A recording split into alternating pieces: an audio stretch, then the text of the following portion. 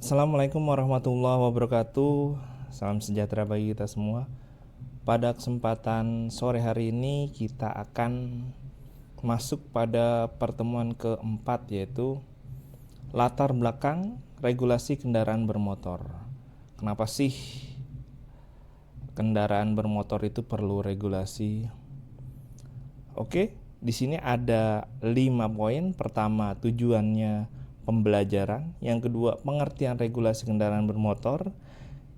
Yang ketiga adalah latar belakang regulasi kendaraan bermotor. Berikutnya yang keempat adalah contoh regulasi terkait. Yang terakhir nanti ada tugas-tugas untuk teman-teman taruna. Kita masuk pada tujuan pembelajaran.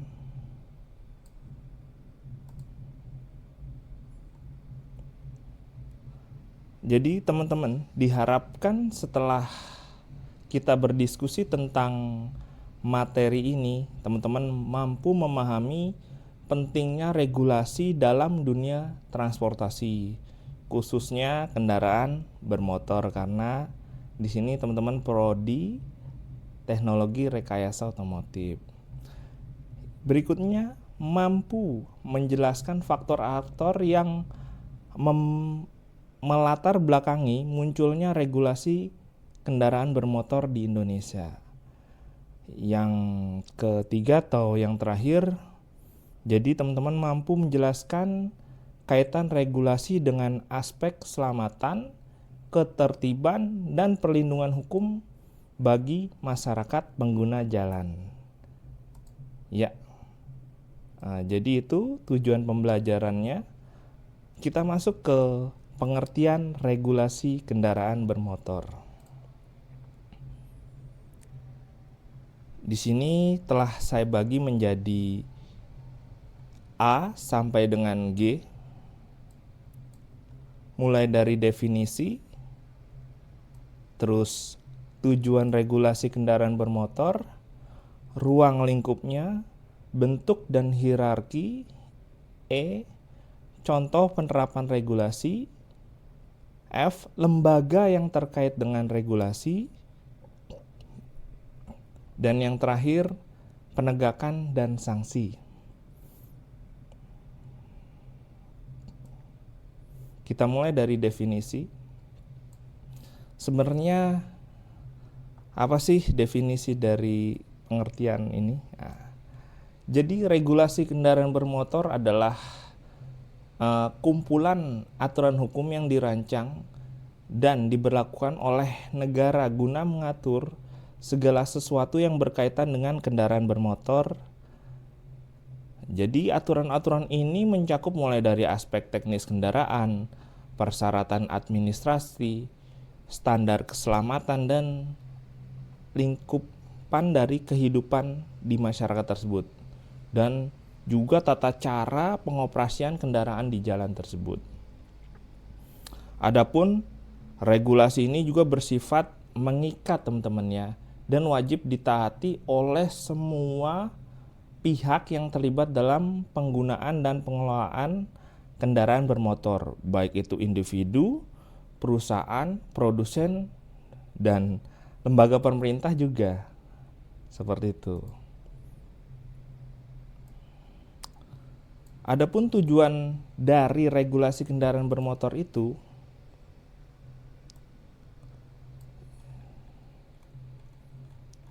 yang pertama, udah jelas ya, regulasi itu digunakan untuk menjamin keselamatan lalu lintas dan angkutan jalan.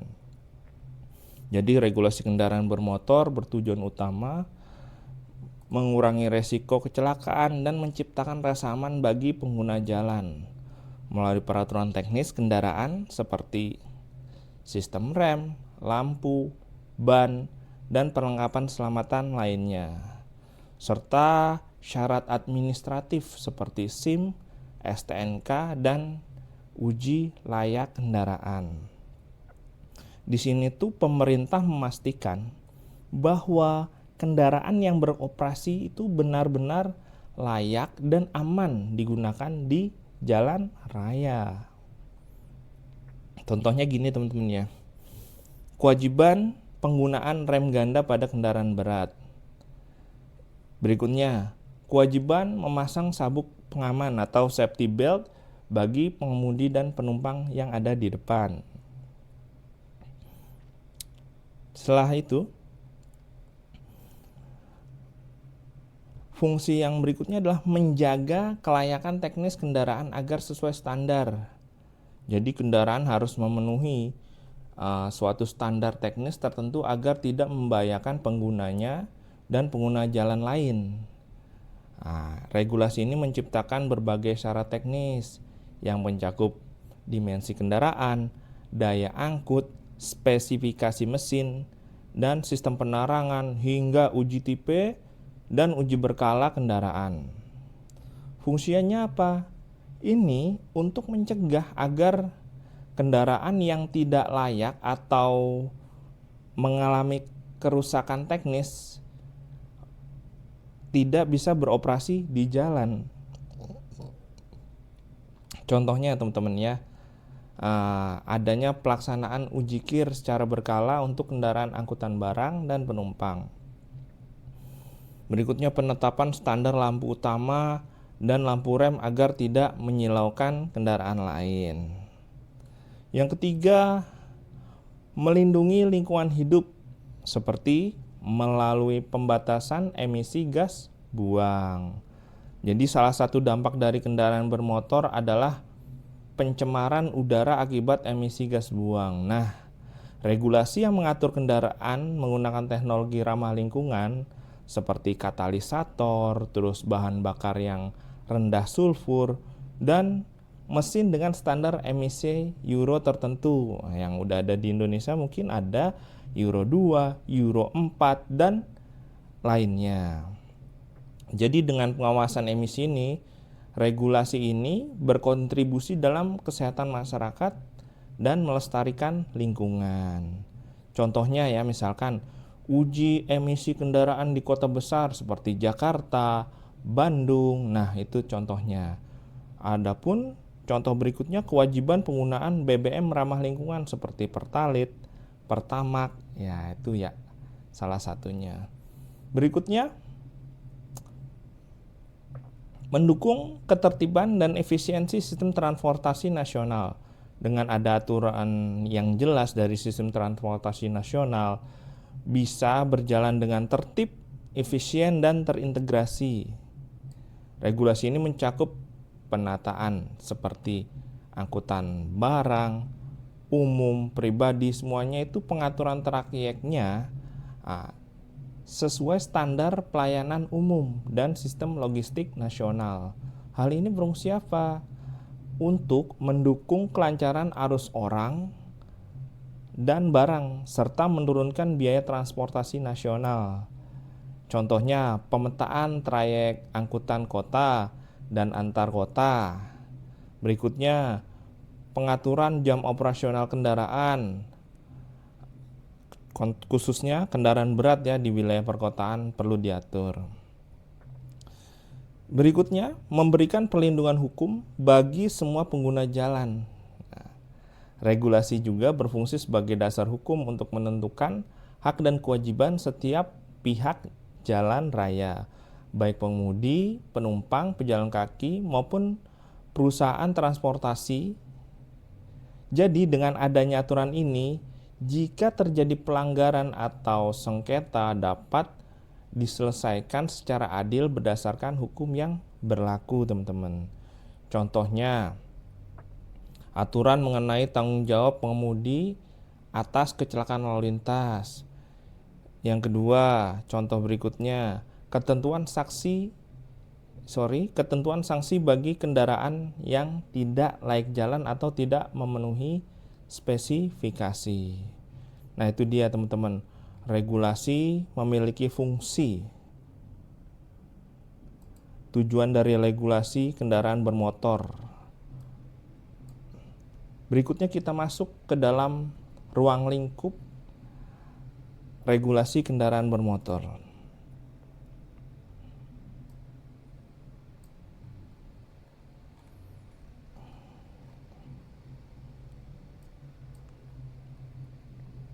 Jadi regulasi kendaraan bermotor ini mencakup berbagai aspek baik administrasi, operasional yang harus dipenuhi agar kendaraan digunakan secara aman, legal, ramah lingkungan. Jadi ruang lingkup ini menjadi dasar pengawasan dan penertiban pelayanan publik terkait kendaraan bermotor.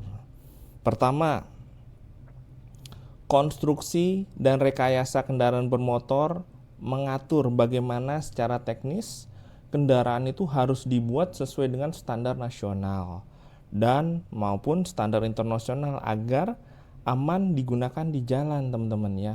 Contohnya, karoseri bus harus memiliki jumlah pintu darurat, pegangan tangan, dan jarak antar kursi sesuai dengan standar keselamatan. Ada lagi, sepeda motor harus memiliki lampu depan, dan lampu belakang, klakson, dan sistem pengereman yang berfungsi secara baik.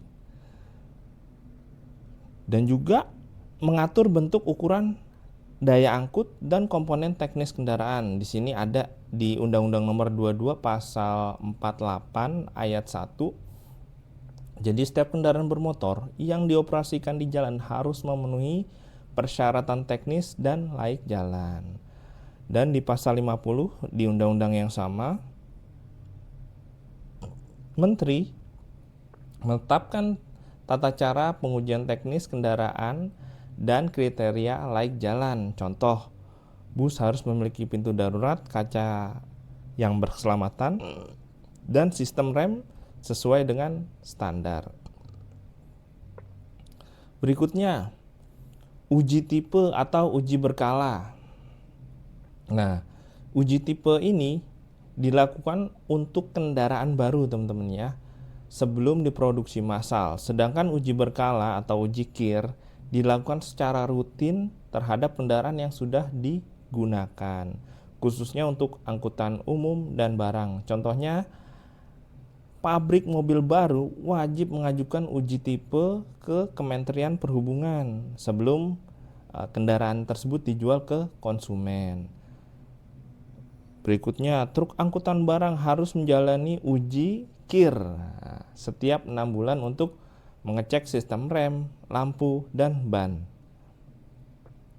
Untuk uji tipe sendiri, uji tipe kendaraan baru ini dan uji berkala kendaraan operasional tercantum pada ayat 1 pasal 49 sama pada Undang-Undang Nomor 22 Tahun 2009 yang berbunyi, kendaraan bermotor yang diproduksi, dirakit atau diimpor wajib dilakukan uji tipe. Untuk pasal 53 sampai dengan 55 pada undang-undang yang sama mengatur tentang uji berkala kendaraan dan pelaksanaannya. Contohnya, truk barang wajib uji KIR setiap 6 bulan sekali, atau angkutan penumpang wajib KIR 6 bulan sekali. Berikutnya, yang ketiga, registrasi dan identifikasi kendaraan bermotor mengatur proses pencatatan kendaraan. Ya, jadi kendaraan bermotor oleh kepolisian agar kendaraan memiliki identitas yang resmi seperti nomor polisi, terus STNK dan BPKB. Nah, itu registrasi fungsinya. Contohnya, kendaraan yang harus dibeli segera didaftarkan untuk mendapatkan STNK plat nomor. Yang berikutnya, setiap perubahan warna atau mesin harus dilaporkan untuk revisi dokumen kendaraan. Untuk pengurusan STNK, BPKB, dan plat nomor kendaraan ini diatur pada pasal 64 sampai dengan 74 Undang-Undang Nomor 22 Tahun 2009. Jadi setiap kendaraan bermotor wajib diregistrasi untuk memperoleh bukti kepemilikan dan identitas seperti STNK, BPKB, dan TNKB.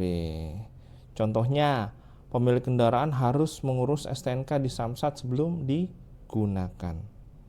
Tapi biasanya kalau kita beli baru, udah diurusin ya sama dealernya. Berikutnya perlengkapan wajib kendaraan. Jadi kendaraan itu harus dilengkapi dengan alat-alat keselamatan, dan kendaraan ini wajib memiliki sesuatu alat keselamatan dalam keadaan darurat agar mengurangi resiko saat terjadi insiden. Contohnya, mobil penumpang wajib memiliki sabuk keselamatan di setiap kursi. Terus yang kedua, kendaraan umum dan barang wajib membawa dongkrak, segitiga pengaman, pembuka roda, dan kotak P3K. Nah, di sini meliputi sabuk keselamatan, dongkrak, terus segitiga pengaman, alat-alat P3K, dan lain-lainnya ya teman-teman ya. Ini ada di pasal 57 sampai dengan 58 Undang-Undang Nomor 22 Tahun 2009. Jadi kendaraan bermotor ini harus dilengkapi dengan perlengkapan standar dan layak jalan. Jadi harus lengkap teman-teman untuk kendaraan yang akan beroperasi. Berikutnya juga diatur dalam lampiran peraturan pemerintah nomor 55 tahun 2012. Di sini merinci tentang jenis perlengkapan yang wajib berdasarkan jenis kendaraan. Jadi setiap kendaraan itu berbeda-beda alat keselamatan atau perlengkapan keselamatannya. Contohnya seperti mobil penumpang wajib membawa kotak P3K dan dongkrak ya. Jadi seperti itu. Adapun ruang lingkup regulasi berikutnya adalah penggunaan kendaraan dengan bahan bakar dan emisi gas buangnya yang terstandarisasi. Di sini mengatur dengan jelas jenis bahan bakar yang boleh digunakan dan batas maksimum gas buang yang diizinkan untuk mengurangi pencemaran udara. Contoh, mobil baru wajib memenuhi standar emisi Euro. Terus sepeda motor dilarang menggunakan bensin campur timbal. Nah, dulu kan ada nih, sekarang udah nggak ada. Sekarang ganti Pertamax, Pertalite. Berikutnya mengatur standar emisi dan jenis bahan bakar. Ini diatur pada pasal 48 ayat 3 di Undang-Undang Nomor 22 Tahun 2009 tentang kendaraan yang harus memenuhi persyaratan ambang batas emisi gas buang. Dan juga tercantum dalam Permenhub Nomor PM 33 Tahun 2018 dan Permen LHK Lingkungan Hidup Nomor P20/Men LHK 2017. Di sini mengatur standar emisi gas buang kendaraan, misalkan Euro 4 untuk mobil penumpang. Contoh ya, mobil baru wajib menggunakan BBM berstandar Euro 4. Itu ruang lingkupnya, teman-teman. Berikutnya ruang lingkupnya adalah kelayakan jalan kendaraan umum dan barang. Kendaraan angkutan umum dan barang harus memiliki kondisi fisik administratif yang sesuai agar tidak membahayakan penumpang ataupun barang yang diangkut. Contohnya, bus pariwisata harus memiliki kapasitas penumpang, memiliki AC, dan perlengkapan darurat. Terus untuk truk harus tidak melebihi dimensi dan berat maksimum atau JBI sesuai izin angkutannya. Berikutnya, kenapa? Karena untuk menjamin kendaraan angkutan umum dan barang ini tidak membahayakan di jalan, teman-teman. Ini diatur pada pasal 54 di Undang-Undang Nomor 22 Tahun 2009 tentang kendaraan angkutan umum dan barang wajib menjalani pengujian berkala. Dan pasal berikutnya di pasal 141 dan 146 di Undang-Undang Nomor 22 Tahun 2009 mengatur pelayanan angkutan orang dan barang di jalan. Contoh ya, bus angkutan harus memiliki izin trayek dan layak jalan, seperti itu. Untuk ruang lingkup berikutnya, ruang lingkup pada standar keselamatan dan kenyamanan penumpang. Jadi regulasi ini bertujuan untuk menjamin bahwa penumpang itu merasa aman dan nyaman saat perjalanan, terutama dalam kendaraan umum. Seperti contohnya, misalkan bus antar kota wajib memiliki kursi yang empuk, terus AC, alat pemadam api ringan, dan sabuk keselamatan untuk pengemudi dan penumpangnya. Berikutnya ada juga angkot wajib berhenti di halte dan tidak boleh menaik dan menurunkan penumpang di sembarang tempat. Begitu teman-teman. Jadi semua itu mengatur tentang sarana prasarana untuk melindungi penumpang pada saat menggunakan kendaraan umum. Nah, di sini tercantum juga dalam pasal 138 sampai dengan 139 pada Undang-Undang Nomor 22 tahun 2009. Jadi pengemudi wajib menjamin keselamatan dan kenyamanan penumpang. Dan juga tertuang dalam Peraturan Menteri Perhubungan Nomor PM 29 tahun 2015 tentang standar pelayanan angkutan orang dan kendaraan umum. Contohnya, bus pariwisata wajib ada apar, sabuk pengaman, dan sistem pendingin atau AC ya teman-temannya. Berikutnya, ruang lingkup berikutnya adalah hak dan kewajiban pemilik dan peserta pengguna kendaraan. Di sini diatur juga dalam aturan teman-teman.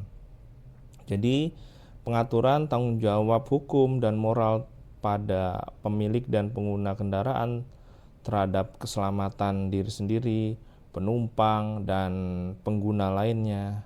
Ini diatur. Contohnya seperti ini. Pemilik kendaraan wajib membayar pajak kendaraan bermotor dan memastikan kendaraannya itu layak jalan, itu pemilik ya. Dan pengemudi memiliki kewajiban memiliki SIM dan tidak mengemudi dalam keadaan mabuk atau sadar ya teman-temannya, mengemudi dengan keadaan sadar. Jadi semua itu meliputi kewajiban memelihara kendaraan nih untuk pemilik dan taat terhadap aturan dan tanggung jawab terhadap hukum bila terjadi sesuatu hal yang tidak diinginkan.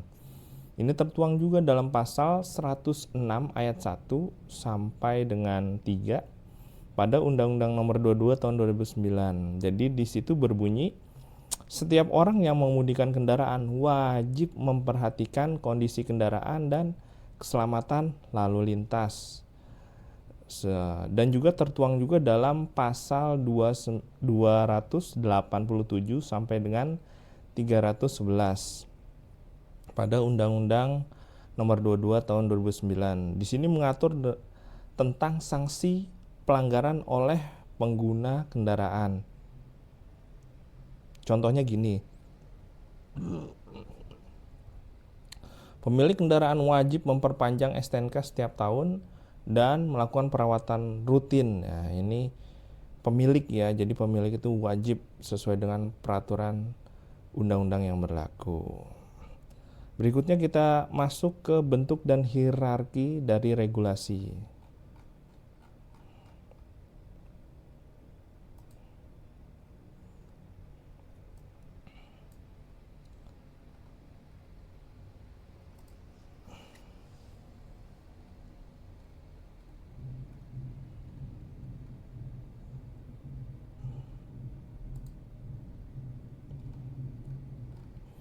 Kemarin kita telah membahas ya teman-teman bahwasanya kita tuh dalam aturan di Indonesia itu ada hierarki dalam aturan. Di sini bentuk dan hierarki regulasi kendaraan motor ini diatur juga dalam sistem hukum Indonesia. Regulasi kendaraan bermotor ini tidak berdiri sendiri tapi mengikuti tata urutan perundang-undangan sebagaimana yang telah diatur pada Undang-Undang Nomor 12 tahun 2011 dan sekarang ini telah dirubah teman-teman dengan Undang-Undang Nomor 13 tahun 2022 tentang pembentukan peraturan perundang-undangan. Jadi hierarki ini penting. Kenapa? Untuk menentukan tingkatan, kewenangan, dan legalitas suatu peraturan serta hubungan antar satu dengan aturan yang lainnya. Yang pertama, ada Undang-Undang Dasar Negara Republik Indonesia tahun 1945. Jadi kedudukan hukum tertinggi di Indonesia, semua regulasi harus bersumber dan tidak bertentangan dengan Undang-Undang Dasar 1945. Contohnya ya, contoh relevansi dengan kendaraan pasal 28H ayat 1. Jadi setiap orang berhak hidup, sejahtera, lahir, batin, bertempat tinggal, serta mendapatkan lingkungan hidup yang baik dan sehat. Jadi ini yang merupakan salah satu menjadi dasar filosofi perlunya pengaturan emisi kendaraan bermotor di jalan. Nah, salah satunya ini. Berikutnya, di bawah Undang-Undang 45 ada undang-undang atau peraturan pemerintah pengganti undang-undang atau Perpu. Di sini kedudukannya adalah mengatur hal-hal yang penting, berdampak luas dan bersifat nasional di sini, teman-teman. Contohnya yang kita gunakan saat ini adalah Undang-Undang Nomor 22 Tahun 2009 tentang lalu lintas dan angkutan jalan. Nah, ini adalah regulasi utama yang menjadi payung hukum semua aturan lalu lintas dan kendaraan bermotor yang ada di Indonesia. Di sini tuh mengatur uji tipe, registrasi kendaraan, SIM, STNK, tanda nomor kendaraan, keselamatan lalu lintas, dan perlengkapan kendaraan dan lainnya. Di sini diatur dalam Undang-Undang Nomor 22 Tahun 2009. Berikutnya yang ketiga, peraturan pemerintah. Nah, kedudukan peraturan pemerintah ini menjabarkan teknis dari undang-undang. Contohnya, misalkan ada masalah, nah diaturlah dalam PP nomor 55 tahun 2012 tentang kendaraan. Nah, jadi menjelaskan dengan rinci tentang persyaratan teknis dan layak jalan kendaraan. Terus mengatur tentang uji kendaraan bermotor. Berikutnya spesifikasi tingkat komponen kendaraan, tugas dan tanggung jawab penguji kendaraan. Nah, di sini pasal-pasal yang ada di aturan ini mendukung pelaksanaan Undang-Undang Nomor 22 Tahun 2009. Jadi fungsinya adalah untuk tata cara teknis di lapangannya seperti apa. Ini dijabarkan dalam PP nomor 55 tahun 2012. Contohnya seperti itu. Berikutnya ada peraturan presiden. Di sini peraturan presiden ini mengatur kebijakan umum atau strategis tingkat nasional. Nah, contohnya ada peraturan presiden nomor 55 tahun 2019 tentang percepatan program kendaraan bermotor khususnya yang berbasis listrik ya dan berbasis baterai. Jadi peraturan presiden ini dibuat untuk mendukung transisi kendaraan yang ada di jalan ini ke kendaraan listrik untuk efisiensi energi dan pengurangan emisi gas buang. Di peraturan presiden ini berdampak pada perubahan arah regulasi kendaraan keesokan harinya pada masa depan. Yang kelima, ada peraturan menteri. Nah, kedudukan aturan pelaksanaan ini dibuat oleh menteri terkait untuk teknis operasional di bidangnya. Kalau di tempat kita perhubungan, maka Menteri Perhubungan mengeluarkan peraturan Menteri Perhubungan nomor PM 74 tahun 2021 tentang uji tipe kendaraan bermotor. Di sini contohnya ada PM 74 ini menjelaskan tentang prosedur pendaftaran uji tipe, pelaksanaan dan pengujian komponen, sertifikasi uji tipe dan pengawasannya. Nah, di situ diatur. Ada juga yang Permen Hub nomor PM 60 tahun 2021 tentang persyaratan teknis jalan dan kendaraan yang mana mengatur dimensi kendaraan ya, terus rem, kaca, lampu, ban, terus emisi dan perlengkapan wajib yang ada di kendaraan tersebut. Nah, dan banyak aturan-aturan lain yang dikeluarkan oleh Kementerian Perhubungan. Ini merupakan salah satu contoh ya. Dan di bawah itu ada yang namanya Perda, teman-teman. Perda atau peraturan daerah ya, yang mana peraturan ini dibuat oleh DPRD bersama kepala daerah untuk kebutuhan lokal. Jadi berfungsi hanya lingkup daerah tersebut ya, teman-teman. Contohnya Perda Kota Bandung nomor 3 tahun 2020 tentang pengendalian lalu lintas dan parkir. Dia mengatur jam operasional kendaraan barang di Kota Bandung ya, khususnya, dan lokasi parkir kendaraan umum di lokasi Bandung tersebut. Ada lagi contohnya Perda DKI nomor 2 tahun 2005 tentang pengendalian pencemaran udara mewajibkan uji emisi kendaraan bermotor di wilayah DKI Jakarta. Dan ada aturan-aturan lain yang dibuat oleh lingkupnya di masing-masing daerah. Dan juga ada nih peraturan yang terakhir atau yang ketujuh, yang ketujuh ada lagi peraturan teknis lainnya. Jadi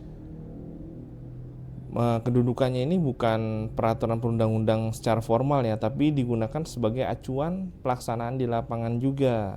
Bentuknya surat edaran, terus keputusan Direktur Jenderal, atau dalam bentuk juknis atau pedoman teknis. Contohnya ada yang namanya surat edaran Dirjen Perhubungan Darat nomor KP 7011 tahun 2019. Di sini mengatur secara teknis tentang standar alat uji emisi di UPT pengujian kendaraan bermotor. Ada lagi tentang keputusan Dirjen Perhubungan Darat nomor SK 5311 tahun 2022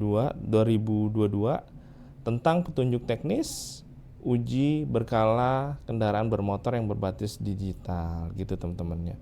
Jadi kesimpulannya apa dalam hal ini? Jadi kesimpulannya, untuk tingkat 1 ada undang-undang, untuk tingkat 2 ada Perpu, untuk tingkat 3 ada PP. Nah ini, jadi yang pertama ini sebagai dasar hukum ya teman-teman, yang kedua payung hukum, teknis pengujian kendaraan, kebijakan kendaraan listrik, aturan uji tipe yang permen ini, perda aturan lokal kendaraan, dan ada yang terakhir ada petunjuk teknis pelaksanaan di lapangan. Seperti itu teman-teman. Itu adalah bentuk dan hierarki dari regulasi kendaraan bermotor. Kita masuk lagi contoh penerapan regulasi di lapangan.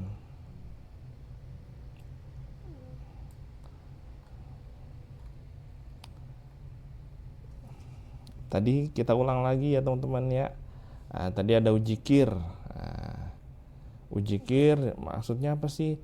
Uji berkala atau dikenal dengan uji KIR ini adalah pemeriksaan teknis secara berkala teman-teman terhadap kendaraan bermotor untuk memastikan kendaraan ini layak jalan dan keselamatannya itu terjamin. Makanya itu diuji KIR. Dasar aturannya jelas Undang-Undang Nomor 22 Tahun 2009 tentang lalu lintas angkutan jalan raya. Ini ada nih tercantum dalam pasal 53 ayat 1. Jadi kendaraan bermotor umum wajib diuji berkala untuk menjamin kelayakan teknis dan layak jalan kendaraan. Ada juga diatur pada PP nomor 55 tahun 2012 tentang kendaraan. Di bab 5-nya tentang uji berkala, ini juga diatur di PP. Contohnya apa? Jadi jika truk barang atau bus umum itu dalam beroperasi itu wajib mengikuti uji KIR setiap 6 bulan sekali di unit pengujian kendaraan bermotor. Adapun hasilnya ini nanti ditunjukkan melalui tanda lulus uji berupa stiker atau buku KIR ya itu. Berikutnya kita masuk ke emisi gas buang. Penerapan pada emisi gas buang. Jadi penerapan regulasi ini mengatur batas maksimum gas buang kendaraan bermotor untuk mengurangi pencemaran udara, teman-teman, jelas ya, dan melindungi lingkungan hidup.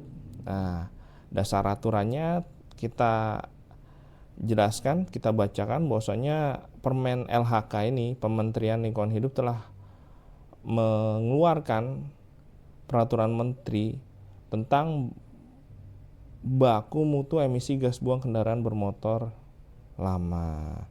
Terus juga diatur dalam Undang-Undang Nomor 32 Tahun 2009 tentang pelindungan dan pengelolaan lingkungan hidup. Di pasal 20 ayat 2 dan pasal 21 ini contoh penerapannya. Pemerintah DKI mewajibkan emisi kendaraan pribadi berusia lebih dari 3 tahun misalkan ya teman-teman ya. Terus pengendara yang tidak lolos emisi dapat dikenakan denda. Contohnya seperti itu misalkan jika diterapkan. Berikutnya contoh penerapan regulasi adalah lagi penggunaan helm standar Indonesia. Jadi standar nasional Indonesia di sini mengatur penggunaan helm yang berstandar SNI wajib bagi pengendara dan penumpang sepeda motor untuk apa? Menjamin keselamatan kepala saat terjadi kecelakaan, apalagi jatuh ke jalan ya teman-teman ya.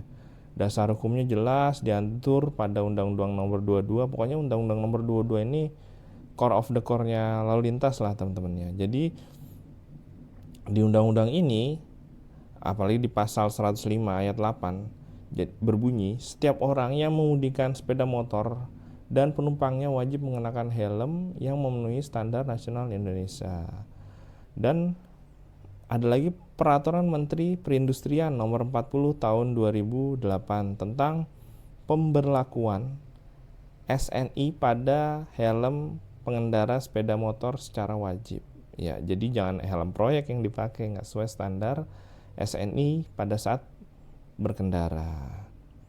Contoh penerapannya saat operasi lalu lintas, ada razia, petugas akan memeriksa label SNI pada helm dan pengguna helm non SNI akan dikenakan sanksi pidana ringan atau disebut tilang ya teman-teman ya.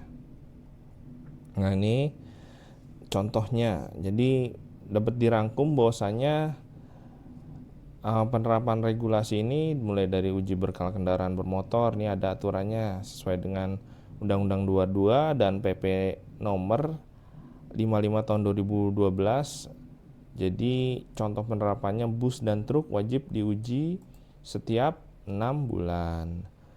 Terus yang kedua, jenis regulasi emisi gas buang. Di sini diatur pada Permen LHK nomor 20 tahun 2017 dan Undang-Undang Nomor 32 tahun 2009.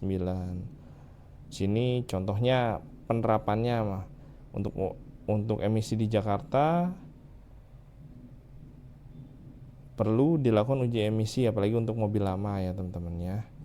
Terus nomor 3 tentang helm, di sini diatur pada Undang-Undang 22 dan Peraturan Menteri Perindustrian nomor 40 tahun 2008. Contoh penerapannya, jadi pada saat razia helm, nah itu dicek oleh petugas yang berwajib. Itu adalah contoh penerapan dari regulasi pada kendaraan bermotor. Kita masuk kepada lembaga yang terkait dalam regulasi kendaraan bermotor. Berdasarkan tadi udah jelas ya permen, kebetulan Kementerian Perhubungan ya. Adapun tugas dari Kementerian Perhubungan atau lembaga Kementerian Perhubungan ini merumuskan dan menetapkan kebijakan teknis di bidang transportasi darat, mengatur dan mengawasi uji tipe kendaraan, menerbitkan peraturan teknis kendaraan dan operasional angkutan di jalan. Contohnya tadi telah kita sampaikan juga, kita ulang lagi, menerbitkan peraturan Menteri Perhubungan nomor 74 tahun 2021 tentang uji tipe kendaraan bermotor. Berikutnya, mengawasi uji berkala KIR melalui Direktorat Perhubungan, yaitu di bawah Direktorat Jenderal Perhubungan Darat. Instansi berikutnya ada namanya Kepolisian Negara Republik Indonesia atau Polri. Tugasnya apa? Menegakkan hukum, lalu lintas, dan angkutan jalan. Yang berikutnya, registrasi dan identifikasi kendaraan bermotor, STNK, BPKB, dan tanda nomor kendaraan bermotor. Yang berikutnya dia juga melakukan penindakan terhadap pelanggaran lalu lintas atau tilang ya. Contohnya pada saat melakukan razia, kelengkapan STNK ada dicek SIM, STNK, helm SNI, dan lain-lainnya sesuai dengan aturan. Terus menerbitkan tanda nomor kendaraan, itu plat nomor di kendaraan teman-teman itu yang mengeluarkan dari Kepolisian Republik Indonesia. Berikutnya instansi yang terkait dalam regulasi kendaraan bermotor ada namanya Kementerian Lingkungan Hidup dan Kehutanan. Tugasnya apa? Menetapkan baku mutu emisi gas buang kendaraan dan mengawasi dan menyusun kebijakan terkait dampak lingkungan dari kendaraan bermotor.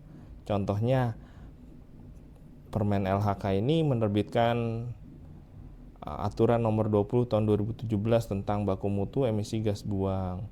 Terus mendorong pelaksanaan uji emisi kendaraan di daerah yang padat lalu lintas khususnya. Ada lagi instansi yang keempat adalah Kementerian Perindustrian. Nah, di sini menetapkan dan menerapkan standar nasional Indonesia ya untuk komponen kendaraan bermotor, mengawasi industri karoseri, manufaktur kendaraan. Contohnya di sini mewajibkan helm SNI untuk pengendara sepeda motor. Yang berikutnya menyusun regulasi standar produk kendaraan dalam negeri. Jadi standarnya diatur oleh Kementerian Perindustrian. Lembaga berikutnya yang terkait regulasi adalah pemerintah daerah, teman-teman ya. Jadi pemerintah daerah ini menyusun juga dan memberlakukan peraturan daerah perda terkait lalu lintas dan transportasi, mengatur teknis pelaksanaan parkir, terminal, dan manajemen lalu lintas di wilayahnya atau lokal. Contoh perannya menerbitkan perda pengendalian parkir liar atau pembatasan zona kendaraan atau parkir di wilayah tertentu, terus menyediakan sarana uji kir di tingkat kota dan kabupaten. Nah, itu dari pemerintah daerah. Untuk berikutnya yang lebih di bawah perda ada namanya yang spesifik lagi adalah Dinas Perhubungan atau Disub ya. Di sini tugasnya melaksanakan teknis Kemenhub. Jadi melaksanakan teknis Kemenhub di daerah. Khususnya juga kan melaksanakan uji kir kendaraan, uji kendaraan berkala, pengelolaan terminal, dan pengawasan angkutan umum. Contoh perannya melayani uji kir truk, bus, dan mobil barang di pengujian di UPTD, pengujian kendaraan bermotor. Terus berikutnya perannya menertibkan angkutan yang tidak resmi, ilegal, dan kemungkinan membahayakan di wilayahnya, seperti itu. Berdasarkan tadi yang telah kita diskusikan bahwasanya ada enam lembaga. Barangkali nanti ada tambahan lain, silahkan ditambah ya teman-teman ya. Di sini ada Kementerian Perhubungan. Di sini peran utamanya adalah regulasi teknis kendaraan dan uji tipe. Contohnya Menteri Perhubungan ini, Kemenhub ini mengeluarkan Permenhub nomor 74 tahun 2021 tentang uji tipe. Yang kedua ada lembaga Polri. Di sini peran utamanya adalah sebagai registrasi dan penegakan hukum. Contoh kegiatannya razia kendaraan dan penertiban tanda nomor kendaraan bermotor. Yang ketiga ada lembaga KLHK, Kementerian Lingkungan Hidup dan Kehutanan. Di sini peran utama adalah regulasi tentang emisi gas buang. Nah, contoh kegiatannya pengawasan uji emisi. Yang berikutnya, yang keempat adalah lembaga Kementerian Perindustrian. Di sini peran utamanya adalah standar melakukan standarisasi otomotif. Nah, contohnya kegiatan wajib SNI pada helm. Terus yang kelima adalah lembaga Pemda. Di sini peran utamanya mengatur lalu lintas di daerah. Nah, contoh kegiatannya adalah Perda ini mengendalikan parkir dan lain-lain, banyak ya teman-temannya, ini salah satu contoh aja. Lembaga yang berikutnya adalah yang keenam, ada Disub daerah. Jadi di sini sebagai pelaksana teknis transportasi. Nah, contoh kegiatannya ujikir di UPTD. Nah, ini yang berkaitan dengan teknik rekayasa otomotif. Seperti itu, teman-teman. Kita tadi masuk ke lembaga teknis. Berikutnya kita masuk ke penegakan dan sanksi, teman-teman ya. Dalam pengertian regulasi ini kita harus memahami secara menyeluruh. Nah, disinilah penegakan sanksi kita lihat bagaimana sih penegakan sanksinya. Nah, di penegakan sanksi maksudnya apa? Regulasi kendaraan bermotor ini tidak hanya mengatur kewajiban dan standar, tapi juga mencantumkan mekanisme penegakan hukum. Di sini ada sanksi bagi pelanggar. Tujuannya apa? Untuk menjamin kepatuhan dan menjaga keselamatan berlalu lintas serta melindungi lingkungan dan masyarakat. Nah, seperti itu teman-temannya. Jadi kita bagi menjadi 5, teman-teman. Jadi pertama yang kita perlu kita diskusikan adalah pertama, jenis sanksi yang diterapkan, dasar hukum penegakan sanksi, lembaga penegak hukum yang terkait, contoh kasus penegakan, dan tujuan dari penegakan sanksi tersebut.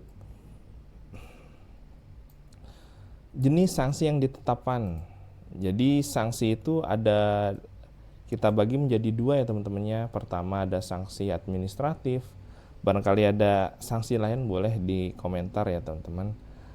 Jadi sanksi administratif ini bersifat non pidana dan ditujukan untuk aturan secara teknis. Contoh, denda administratif karena tidak lolos emisi. Berikutnya pencabutan izin trayek kendaraan umum yang tidak layak jalan. Yang berikutnya penundaan perpanjang STNK karena tidak mengikuti ujikir. Itu salah satunya. Dan ada juga sanksi pidana. Jadi penerapan sanksi ini ada juga sanksi pidana, teman-teman.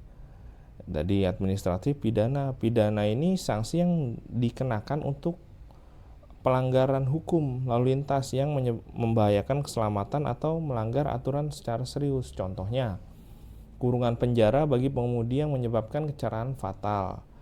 Terus denda tilang bagi pengendara yang tidak menggunakan helm. Berikutnya pidana bagi pengemudi yang tidak membawa SIM atau tidak mengemudi tanpa SIM. Nah, itu sanksi ada 2 tadi, administrasi dan sanksi pidana. Kita masuk ke dasar hukum dan penegakan sanksi. Untuk lalu lintas sendiri, yang pertama yang jadi rujukan kembali lagi pada Undang-Undang Nomor 22 Tahun 2009 tentang lalu lintas angkutan jalan. Di sini pasal 74 menjelaskan bahwasanya kendaraan yang tidak memenuhi persyaratan teknis layak jalan akan dicabut registrasi dan identifikasinya. Sedangkan di pasal 106 ayat 5, kewajiban memenuhi kelengkapan kendaraan tidak dipenuhi dapat dikenakan sanksi pidana atau administratif. Di pasal 281 dan 308 mengatur secara rinci nih teman-teman jenis pelanggaran dan sanksinya. Ini pada undang-undang ya, penegakan hukumnya seperti itu. Ada juga dasar penegakannya. Di sini dasar penegakannya pada Peraturan Pemerintah Nomor 80 Tahun 2012 yang mana mengatur tata cara penindakan pelanggaran lalu lintas secara elektronik dan manual, etle dan tilang manual dan lain-lain. Nah, ini dasar hukum dan sanksinya itu seperti apa diatur di sini. Barangkali ada rincian lain, ini contohnya aja teman-teman ya. Berikutnya, lembaga yang terkait penegakan hukum. Nah, di sini teman-teman, untuk lembaga yang penegak hukum terkait, lembaga pertama adalah Polri. Polri ini peran dalam penegakan adalah menindak hukum di jalan raya, razia, tilang, dan penahanan kendaraan. Berikutnya, lembaga Dinas Perhubungan. Pengawasan teknis kendaraan, uji kir, pelanggaran operasional, dan kendaraan yang tidak layak jalan. Ada juga lembaga Kementerian Lingkungan Hidup dan Kehutanan, pengawasan emisi dan sanksi lingkungan. Misalkan sanksi emisi tidak lolos uji, ya itu ada di Kementerian Lingkungan Hidup dan Kehutanan. Berikutnya ada lembaga dari Pemda. Di sini peran dalam penegakan hukum ini adalah penertiban parkir liar, kendaraan yang odol, overdimension overloading, dan lain-lain. Nah, ini salah satu contohnya seperti itu, lembaga yang penegak hukum terkait. Ini contoh kasus penegakan. Kita rangkum, misalkan kendaraan tidak lulus emisi, lembaga penegaknya Disub dan Kementerian Lingkungan Hidup dan Kehutanan. Bentuk sanksi mungkin ya, contohnya adalah 500.000 mobil atau 250.000 untuk motor. Contoh lagi, penegakan kasus bus pariwisata tidak layak jalan, lembaga penegaknya Polri dan Disub, penilangan dan larangan operasional bentuk sanksinya. Terus kasus pengendara motor tidak pakai helm, lembaga penegaknya Polri, tilang dengan 250.000 atau kurungan 1 bulan. Terus kasus kendaraan odol, truk dimensi yang berlebihan. Di sini ada lembaga penegak hukumnya Disub dan Polri. Bentuk sanksinya larangan jalan dan denda. Seperti itu teman-teman. Apa sih tujuan dari penegakan dan sanksi?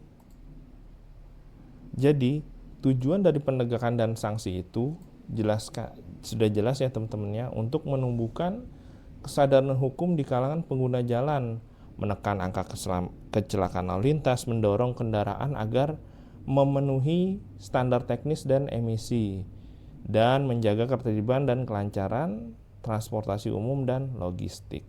Seperti itu teman-teman tujuannya. Nah,